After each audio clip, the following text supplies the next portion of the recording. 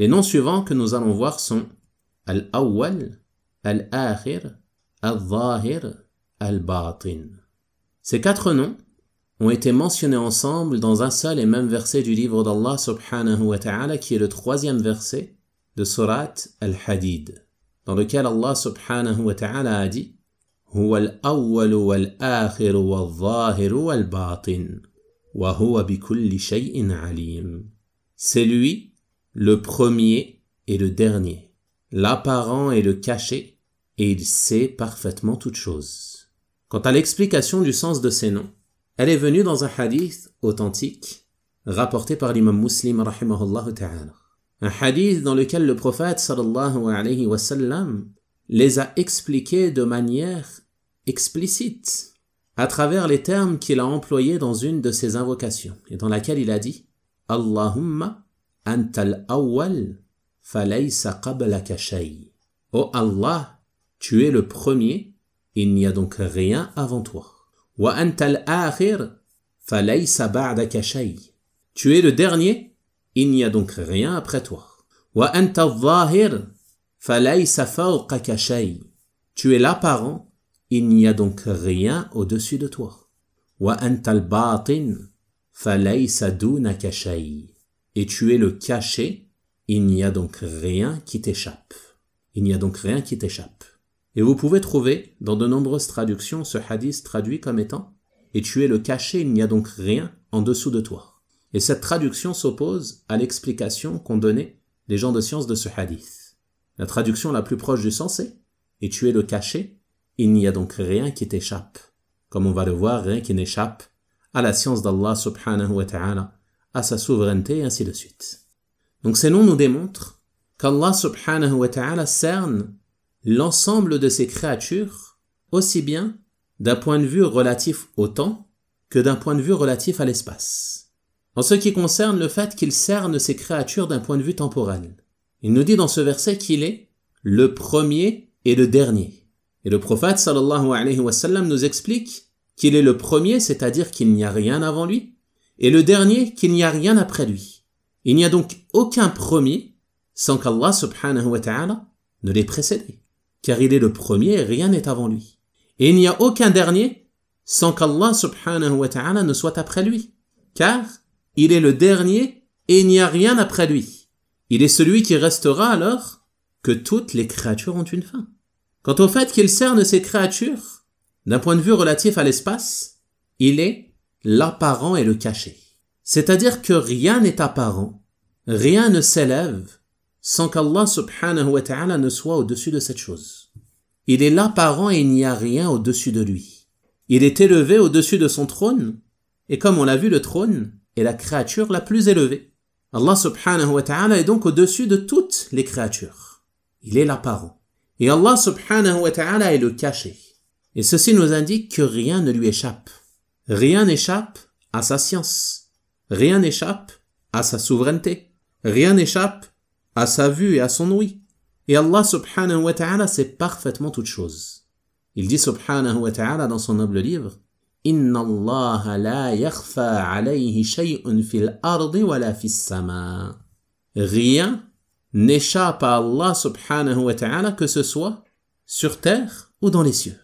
Rien n'échappe à Allah subhanahu wa ta'ala. Donc ceci nous indique que bien qu'il soit au-dessus de ses créatures, il est tout proche. Il est plus proche de la personne que la personne ne l'est d'elle-même. Et il sait parfaitement ce que renferme ta poitrine. Car Allah subhanahu wa ta'ala sait parfaitement toutes choses. Il dit subhanahu wa ta'ala dans son noble livre وَلَقَدْ خَلَقْنَا الْإِنسَانَ وَنَعْلَمُ مَا تُوَسْوِسُ بِهِ نَفْسُهُ.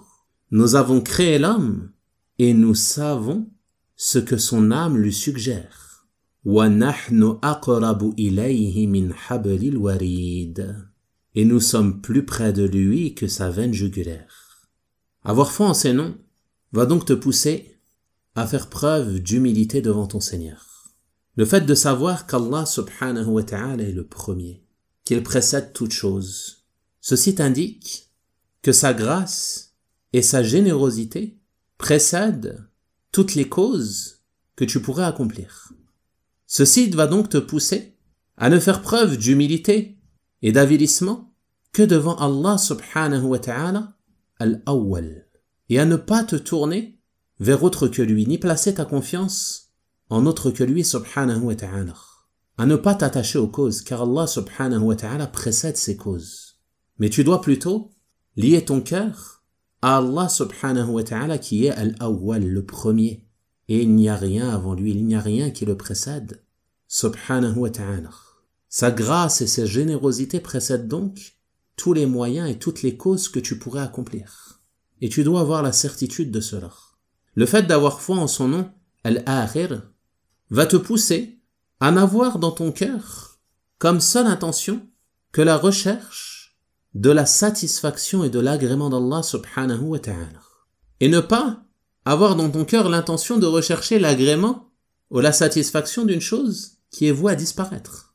Mais tu ne recherches que la satisfaction de ton Seigneur subhanahu wa ta'ala qui est Al-Akhir, le dernier, il n'y a rien après lui. Toutes les personnes auxquelles tu peux t'attacher vont disparaître.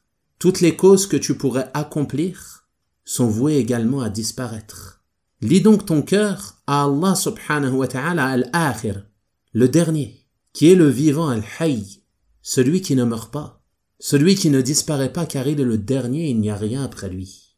Donc avoir foi en ces deux noms va te pousser à placer ta confiance exclusivement à Allah subhanahu wa ta'ala, al-awwal wal-akhir, le premier et le dernier, et à ne pas t'en remettre aux causes. Bien sûr, lorsque tu souhaites atteindre un objectif, tu vas faire les causes pour cela. Mais tu ne t'en remets pas aux causes, mais plutôt tu t'en remets à Allah subhanahu wa ta'ala seul qui est al-awwal wal-akhir. Quant aux deux autres noms, al-zahir wal-batin, le fait de savoir qu'Allah subhanahu wa ta'ala est al-zahir, l'apparent, qu'il est au-dessus de tout. Il est au-dessus de toutes ses créatures. C'est lui qui administre tout dans cet univers. Les bonnes paroles et les œuvres pieuses montent vers lui subhanahu wa ta'ala. Par conséquent, ton cœur doit se tourner vers Allah subhanahu wa ta'ala de la meilleure manière. Et il doit s'humilier devant Allah subhanahu wa ta'ala, car ceci va te pousser à reconnaître sa grandeur, sa supériorité et son autorité. Tu ne vas donc diriger ton cœur que vers Allah subhanahu wa ta'ala et n'invoquer nul autre que lui, car il est l'apparent et rien n'est au-dessus de lui. Quant au fait de savoir qu'Allah subhanahu wa ta'ala est al-batin, le caché, que rien ne lui échappe, qu'il sait parfaitement toutes choses, que rien ne peut échapper à son autorité, mais également que rien n'échappe à son savoir, à sa vue, à son ouïe, qu'il sait parfaitement toutes choses, qu'il voit parfaitement toutes choses, qu'il entend parfaitement toutes choses, même les choses les plus dissimulées et les plus cachées, même les pensées que tu caches au plus profond de ta poitrine. Allah subhanahu wa ta'ala sait parfaitement cela. Ya'lamu kha'inatal a'yun wa ma tukhfi as-sudur. Il sait ce qu'il en est concernant la trahison des yeux et également ce que cachent les poitrines. Donc le fait d'avoir foi en cela, cela va te pousser à purifier tes intentions. Car Allah subhanahu wa ta'ala al-batin, il est tout proche. Il sait parfaitement ce qui se trouve dans ton cœur. Il sait parfaitement quelles sont tes intentions. Il sait parfaitement quelles sont tes pensées.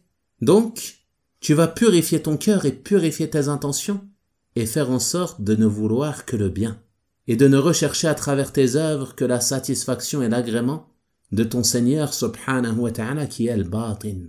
Et ceci va te pousser également à le craindre, à prendre garde à ce qu'Allah subhanahu wa ta'ala ne te voit que dans une bonne situation et qu'il n'entende de toi que de bonnes paroles.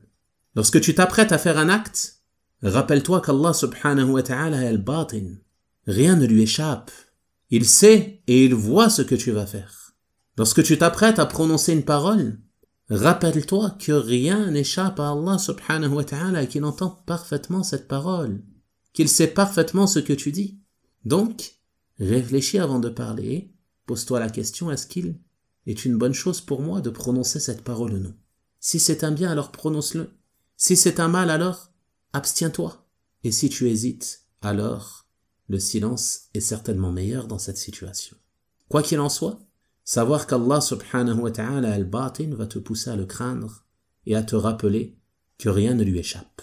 Ceci était donc ce qui concerne ces noms, et on va s'arrêter là pour aujourd'hui, et on continuera l'étude d'autres noms dans le prochain cours, Inch'Allah ta'ala.